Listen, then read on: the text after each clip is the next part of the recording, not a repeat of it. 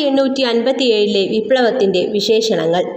ശിപ്പായി ലഹള എന്ന് വിശേഷിപ്പിച്ചത് ജോൺ ലോറൻസും സീലിയുമാണ്. ആഭ്യന്തര കലാപം എന്ന് വിശേഷിപ്പിച്ചത് എസ്.ബി. ചൗധരി. ദേശീയ കലാപം എന്നത് ബെഞ്ചമിൻ ഡിസ്രൈലി. ഒന്നാം സ്വാതന്ത്ര്യ സമരം എന്ന് വിശേഷിപ്പിച്ചത് വി.ഡി. സവർക്കർ.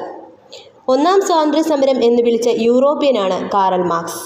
ആദ്യത്തേതുമല്ല, ദേശീയ തലത്തിലുള്ളതുമല്ല, ഇന്ത്യയുടെ ഒന്നാം സ്വാതന്ത്ര്യ സമരവുമല്ല എന്ന് പറഞ്ഞത് ആർ.സി. മജുംദാറാണ്. ശിപ്പായി ലഹള, ഡെവിൾസ് വിൻഡ് എന്നൊക്കെ വിശേഷിപ്പിച്ചത് ബ്രിട്ടീഷുകാരാണ്.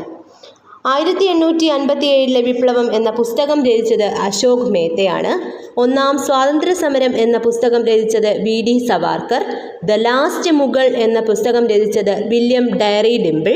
1857 മഹത്തായ വിപ്ലവം എന്ന പുസ്തകം രചിച്ചത് അശോക് മേത്ത.